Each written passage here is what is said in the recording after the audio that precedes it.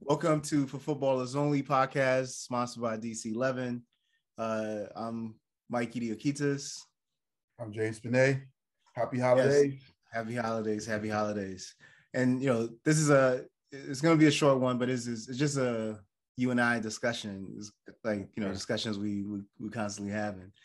Yes. So we're going to do a lot of these because we talk internally a lot about the game and development, etc.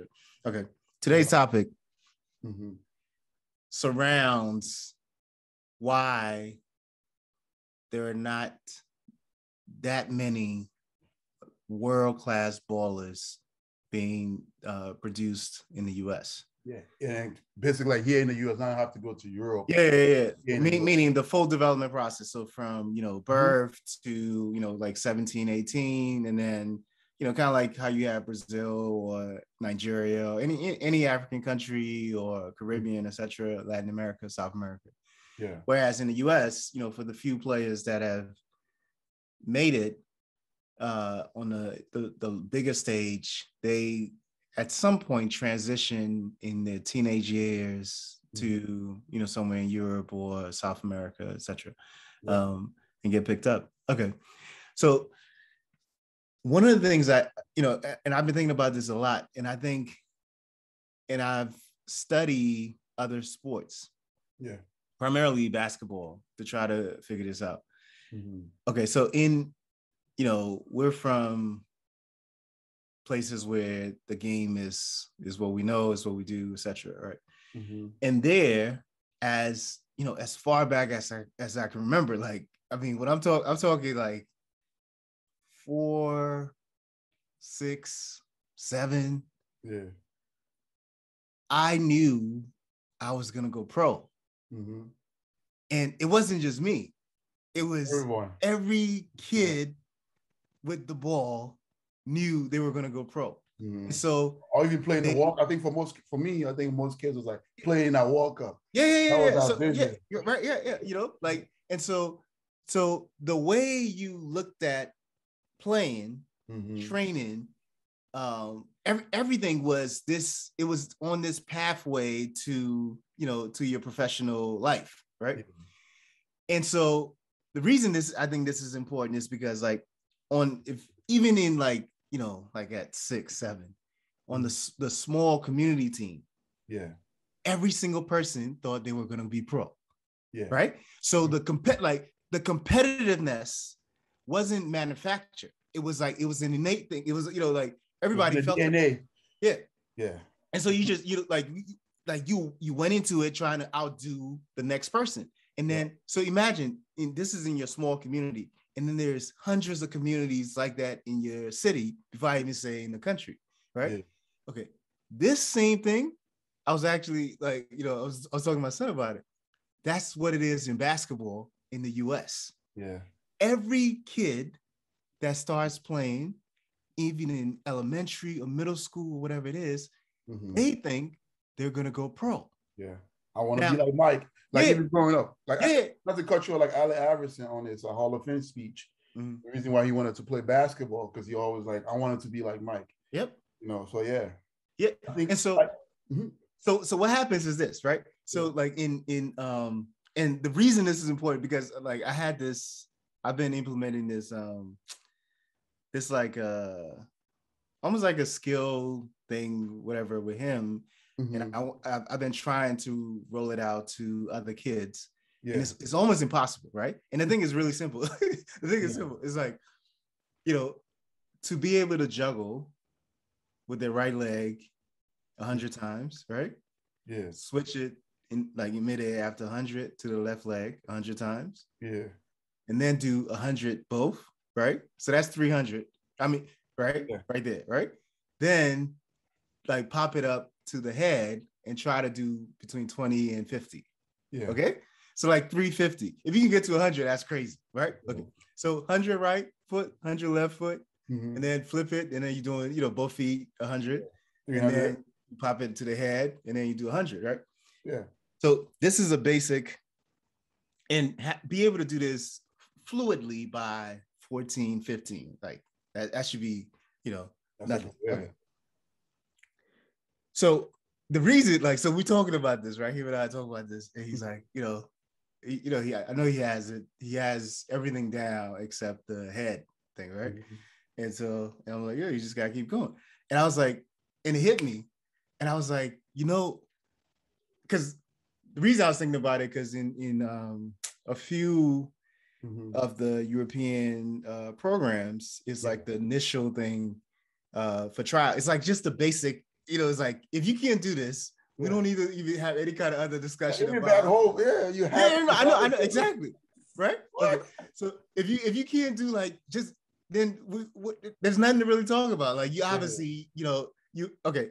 So and I was thinking, I was like, wow, like in the US, when it comes to basketball, for instance, every like 8th grader knows that if you're not dunking right now, no matter how tall you are, right? Like it doesn't even matter. That's how crazy it is. By 9th grade, you have to be dunking. Yeah. And your 3-pointer needs to be, like water. Because and that is a basic, like, and it's not their coach telling them or their parent telling them. Every kid that plays ball is out there trying to dunk. Like, and then, because we were talking about like the shoes. I don't know if you remember those. Remember those shoes that had like high heels on the front? Like, the basketball shoe, you can bounce off it. Yeah. To help. I got one of those. Exactly, right? Like, And so like all middle school kids, early high school kids are wearing this stuff, like in training and all this stuff, because everybody and so I was like, oh wow, like imagine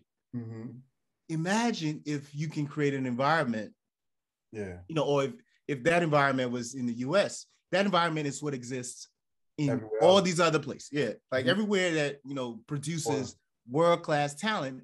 And what happens is, because like, if you think about it, if everybody's dunking in ninth grade, right? And hitting 3-pointers. So the baseline is already so high. Yeah. Right. So now by 10th grade, you got to be like your handles and, like your vision and all this kind of things has to be crazy. And then by like 11, it just keeps. So the superstars, the people that people really gonna start talking about by 12th grade, they really have to be the cream. Pack, yeah. Yes, right. And so then those people go to, like a big college and ball out, you know what I mean? And then some of them may just do 1 year or whatever it is and go to the league. Okay. Yeah. Now flip that. Let's talk about football in America or soccer, right? Yeah.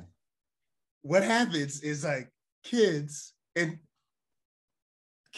have very low baseline. Yeah, there's no expectation. The technical baseline is very low. Yeah. Right. And the coaches, the entire environment, right? The coaches, the parents, etc., are all instead of like, fostering the focus to build this technical baseline, the focus is on winning, right? At all costs. Yeah. So what ended up happening is that, like, a kid that maybe has some like innate talent or natural ability, etc., at 11, 12, even 13. Yeah. They're fast. Let's just use that as the, they're fast for their age, right?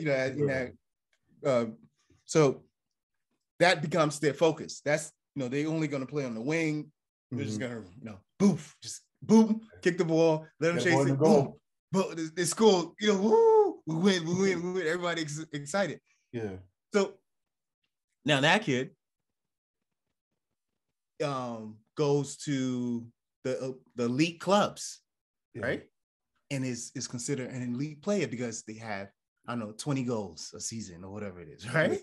Then the kid goes to ODP, or whatever it is, and they're considered an elite player because everybody, like, that's the thing, nobody is focusing on this technical baseline. Like, I would actually love for this to happen, right? Like, go right now to any of the elite clubs. And any of the national pool players or the MLS Next clubs, or the MLS academies. Those big boys, those big boys. Yeah, I'm not even talking about like the even the legacy. No, I'm talking about like the clubs that everybody is seeing is the elite. Okay. Right? The programs that everybody's seeing is the elite, Okay. Mm-hmm. Go to them right now and get their 15-year-old players, 15 and 16, and let's just run this test. Right? Which is just a basic technical baseline. Yeah. 100 juggles with your right leg, flip it to your left. 100 juggles with your left, flip it. Do 100 both, flip it. Do at least just 50 on your head. That's what even caught you up. I don't even think some college kids can do that. Right? No, but that's what I was getting at, right? That's what I was getting at. So what happens then is that, so the kid that's fast or whatever, that is on the elite or in the DA or whatever it is, they go to, I don't know, they go to, they win the championships or whatever it is, and then they're playing ODP, they even in the national pool, right? And then they go to college. Yeah. And then they play in college. That's a whole nother topic, actually, because like I want to get to that. So that's gonna be the next topic. But they're sold that they're gonna play in college, right? But when they get to college, the new college, like the current football in the US, it's all foreigners that can actually ball. Yeah. So they don't get to play. Because they don't have the technical baseline. And the coaches are competing with other teams that have the technical baseline. Yeah, coaches. Now just being able to run that's not going to cut it. Yeah. Right. Yeah, Just going back to my point though is this: in order for the youth, for football period, to become in the U.S. to produce world-class players, the focus needs to be on technical baseline. Across the board. Right. And then and what that's gonna force, because then everybody in like the rec team, like even the rec team, they're all gonna be talking about going pro. Yeah. I think, you know what I mean? Yeah, I mean, for me to start back, I know how you add a basketball into this, because I think for me, the reason why basketball is a selling like that, because they have a history within it, right? If you go back to football, soccer was just a pastime sport to a lot of Americans, so they wasn't taking it serious. Like I said, someone like Allen Iverson, when he was a kid, he wanted to be like Michael Jordan. Probably Michael Jordan wanted to be like Kareem or whatever, right? So that Dr. J, right? So they have a history. Yeah. So even me, like I was in Africa, I love football, I love soccer. When I came here, I want to be like Kobe Bryant. The culture is in here. And then at that time, I mean, soccer have changed now. It's showing it everywhere, but still there's no culture for kids to follow. And then so they can imitate, right? Here, they can imitate LeBron James, like Dwayne Wade, all those type of people, and they want to be like these people. Yeah. And then, like you say, it's very competitive. Every kid can dunk, right? Yes. That's a standard. Right? Think back home. If you don't know how to juggle, if you don't know how to juggle, there was a rap. Serious. Nobody's taking you serious. No one's taking you serious. So, and I think that's important. That we have to focus on the technical and then the culture behind the sport, because I think basketball is exciting, right? Even if a kid that don't have the abilities, not fast or not strong, but the love and how exciting it is, it can lead into getting even better and developing. Soccer is just saying like, no offense, and here in the U.S., it's saying like a robot sport, right? Only robot can play this sport. You can't be finesse, you can't be cool, you can't be like Iverson with tattoo and nice hair to do it. You only got to be a robot, like a Sergeant, like a Dre Sergeant. That's how football is saying in the country, but it's not. Football is flares, but again, I just think there's the culture locking behind it and the understanding of. I mean, I guess like my generation in the U.S. was different, but I just think the next generation, like me, if I have kids with you, hopefully it's going to change. But no. Okay, so here's the thing. Change. I think we start focusing on the winning part, like you were saying, coaches just focus on winning, because most coaches, because again, I want to go back with American sport, right? American sport is based on winning anyway. With basketball, it's 3 points. American football is 7 points. So if you don't know the sport, you just you think the more goal you score, you know, you win it. So the American games is like about points. Yeah. Right. So some of those parents, because some of those parents are being like, so in a way, like they have privilege because American sport like basketball. They don't even focus how the kids are developed because you just think it's a natural thing. You have to know it, like back home. Yeah. You have to know how to play. You have to. So some of the parents are just thinking, if you're a first generation parents of soccer, if they're scoring, oh yeah, they're winning. So they think that's the development part. Right? So that's the lock. I think, like you always speak as the education, the parent education is so important. The different than technical, you can dribble and then score, and then score, right? Yeah. That's the understanding we have to make it look cool. Yeah. You know? Yeah, and no. I got another thing too. I think like American have to develop a superstar, right? Like we need a Messi, a Kobe Bryant, a Michael Jordan that can create a legacy, right? A Michael Jordan legacy for the NBA is forever. A kid can put on YouTube, I want to be like Michael. And the MLS or the US soccer don't have that. I said that's what we're gonna do this at DC 11 to create that superstar. Okay. Here's the thing though. What like part of it is what I'm saying is that if you know, like if you go anywhere else in the world on a team of 15 kids, right? 15 think they're gonna go pro. And when I say pro, I mean I'm playing at the biggest clubs in in Europe. The biggest World Cup, Champions League. Yeah. But the reality out of those 15, maybe 8 are technically sound, right? Yeah. But then out of those 8, maybe 2 or 3 really have it, right? Okay. So now, but here's the thing. On the team, everybody, even the kids who don't have it, think they have it, and so they're pushing, right? They're like it's like here, even on the basketball, like if you look at a basketball AAU team, whatever it is, everybody think they're the next KD or LeBron or whatever it is, even if they don't have it. Now there's maybe 1 or 2 guys on the team that really have it, but the other guys they're wearing those shoes to try to dunk with their windmill. You know what I mean? So it pushes even the guy, even the guy who doesn't have it is up here, competing, and then the guy who really has it, he's out of this world. You know what I mean? And so, and the reason this keeps coming up with me and Michael is that every day when we're going to practice, right? You know the courts at Tacoma? Yeah, empty. No, the basketball. Yeah. It could be like James, when I tell you, it could be 20 degrees outside or 100 degrees. It can be 7 a.m. or like when we're leaving practice, like after we have all those talk and I'm going back that way to leave practice, 9 p.m. Getting those shots in, and I'm like, this is not a parent or a coach or a mentor or somebody. This is like because you know that you're going pro, right? And you know that next guy is also putting in that work. Here, the thing is, so here's the thing: you go to a team that test that I said, and I'm actually I'm hoping this goes out and people actually try to do this. Yeah. We can start a challenge ourselves. Yeah. Okay, let's call it DC 11 challenge, right? Yeah. DC 11 challenge is this. It's not DC 11. It's really it's DC challenge. We start little.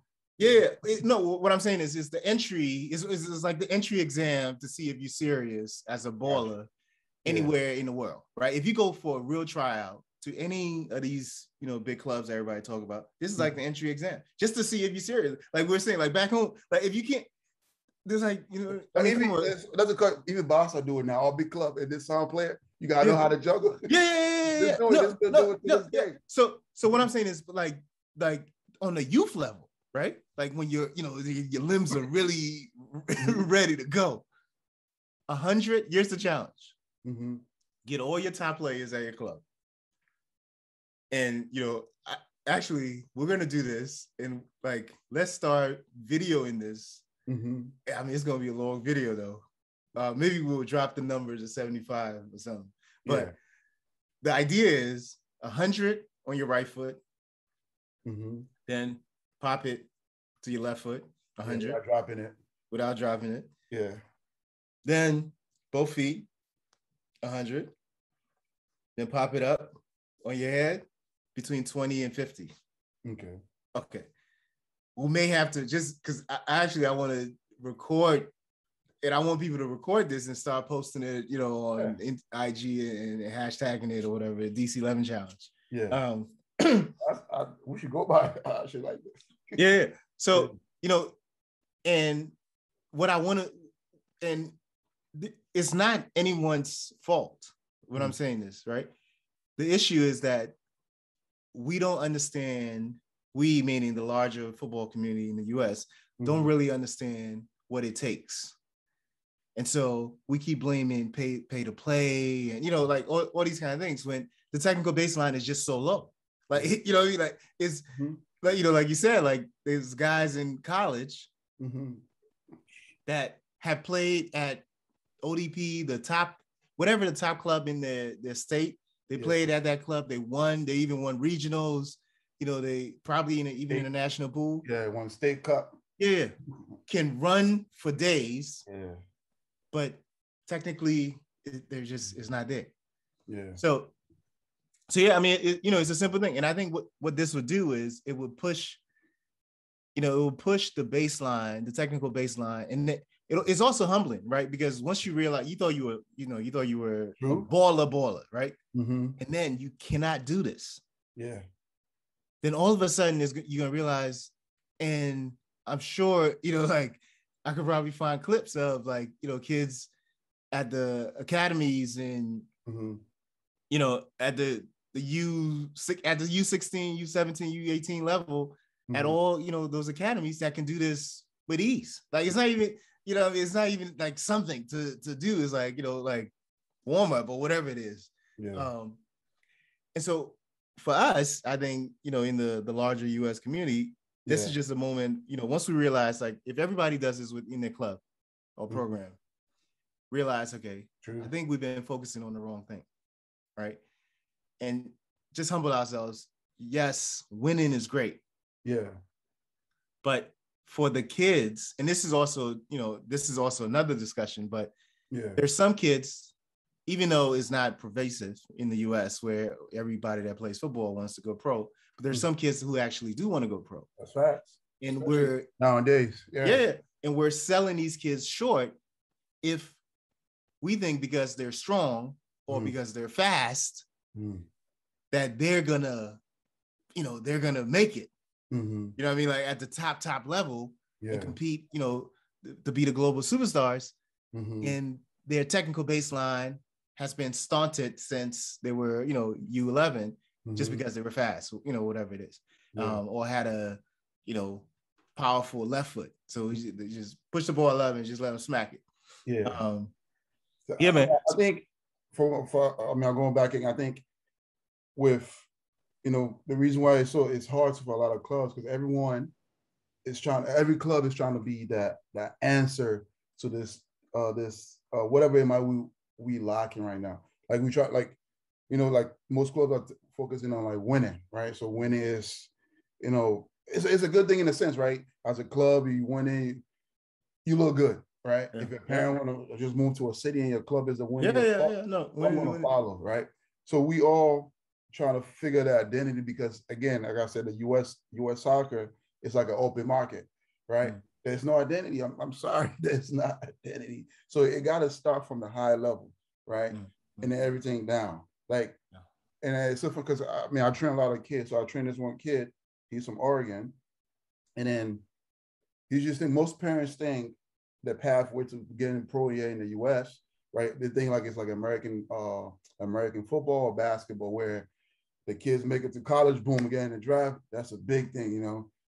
I mean, I know the MLS does that and stuff like that, but as competing with other places around the world, we're actually going backwards with that, right? Because kids are going pro at 16, 15 in different countries in Europe, right? So, but most parents really think that's the dream, the pathway, because they grew up in the American way of basketball, of American football. So we have to change that, because you're right. Because there's some good kids right now, but they're locking at, oh, I have to go here, go play ODP, play regional, go to college, then I go professional. Instead of like from 12, you already have it already. From 5, from 6, you're already thinking, I'm going to be playing Champions League, because that's what we did. I used to, oh my God, it's so funny. I still used to, I thought I was going to play the 2010 World Cup. Like, I don't know, I was going to be something. I was dreaming about it. It's no joke. And then if that didn't work, I said, okay, I'm going to make it to the 14th. I wasn't even close. Okay, see, that's the thing, right? So like in basketball places, right, or American football, everybody thinks they're going to go pro, right? And they think they're nice. But when you're not nice, right? Yeah. Even on a team, like you will still be around the crew. You'll be like a water boy. You know what I mean? Like, yeah. But you're part of the crew. You know what I mean? Like you may even get a Letterman jacket. You know what I mean? Like all kinds of, but you still help push that culture forward. Yes, sir. Right, with your competitiveness, but you just didn't have it. Like you didn't have the like the physical gifts as well as the technical gifts, etc. And and so your teammates who really had it, they were the ones. But you were still in the culture and you're still pushing it forward. So like, even though you didn't have it, you were still out there shooting your shots. You were still out there, you know what I mean? Like still dreaming, you know what I mean? Like talking about, it's so crazy. True. Yeah. So whereas in football, what we call football, American soccer, that's not the case. Nope. Do you know what I mean? Like, and so I think if we start making it more competitive to be technically sound. Yeah. Right. So, and what I'm getting at is like, so all the big clubs is actually, let's take out the clubs. It's not even a club thing. Yeah. Let's focus on the so-called pathway to, professional, right? So the DA programs, the ODP, the national pool, etc. Yeah. NCAA. Yeah. But I mean, we'll talk about the NCAA because that's the whole nother. I mean, actually, let's finish this and then let's start that as another topic. Okay. But all of these, the national pool, the ODP, the DA programs, etc., should shift the focus from winning at all costs, to technically sound players. Yeah. Right. And then I think we will see a shift because when players are truly technically sound, this is what, like everybody talk about Brazil, for instance, or South America, or you mean we were talking about countries. Yeah. What it is that you have so many technically everywhere. The joke, like Brazil, but Brazil is if you just think about what it takes to be on the Brazilian national team. They'll just be crying when they get selected. Yeah. I challenge everybody to do this because I do this, this is what Mike and I do all the time. Like any game you're watching, this is how crazy it is. Any game you're watching, ask yourself, is this guy going to get called up to because the crazy thing is if you watch any big team, there's at least 4 Brazilians playing on both sides. Like any big team you can think of. If you're watching the Champions League, look at the 2 teams that's playing each other. You're going to find 4 Brazilians. Like when I was in Thailand, same thing. No, I know. Everywhere. You name it. And then ask yourself, is this guy, and you might love this guy, right? But ask yourself, is he going to get called up to the is he even going to get called up in the top 22? Yeah, nope. And then you realize you're like, this is crazy. The amount of time, and then for me, like I've been studying the Brazilian under 20 team. And I feel bad for the guys that are currently on the national team because like the talent. I mean, James, I watched the Olympics. No, they weren't even the guys I'm Oh, talking not about. a U23. Yeah, Oh, they didn't even make like yeah. James, it's insane. Oh. It's gonna like it's gonna be it's going back to the 90s. Oh, that's what I'm talking about. It's gonna go back to the 90s. Like these kids are insane. Just like it's crazy. So anyway, there's so much real talent, and it's not just like fast or strong. Yeah, like people that can just dance with the ball, maneuver the ball, have great decision passing. Like, I mean, things that you just like, yo, this is okay. This is I want more of this, right? Yeah. So it's rich with with technical talent. But the reason for that is because in all aspects of the game there and in other places, the focus is on the technical talent. Yeah. You know what I mean? Like, because if you're not technical talent, like everyone, from the goalie, everyone, right? And so all I'm saying is like, for these big clubs, these big programs, the DAs, national pool, etc. When you bring in players in, it's kind of an incentive. Like we get what we incentivize, right? Because what's being incentivized is winning at all costs, and player being fast, etc. So even the way the things are structured, right? The way the tryouts are structured, etc. is not focused on like technical, like players that are technically competent. Like you can see it. You know what I mean? I've been to a few of these things, and I'm like, like I know. What? ODP, I've been to it. Like what? Like any of those kids? Oh man. I'm like, what is going on? Yeah. It's crazy. Like James, it's crazy. Like it really is crazy. Like it's not like, I mean, we need to just be honest. Like here's the reality. Maybe people don't understand this. You're still gonna win. You're really gonna win. Yeah. Like if you have kids that can really play, you're really gonna win. Yeah. Like it's not just gonna be for the here and now. Like you're gonna really win because it's also gonna be exciting for people to watch.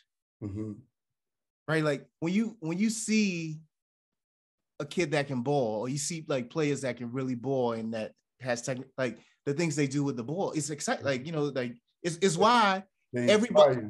Yeah, it's why like, and to me it's crazy because all these guys that running these programs or setting up all these things, none of them watch the MLS or they all watch all the EPL, La Liga, and I'm like it goes right. I'm like, you get it, you know what I mean? Like you're watching that because these guys are technically sound, yet you're incentivizing boom boom to win. Thanks everyone for tuning in, and we'll have another one out pretty soon. Cool.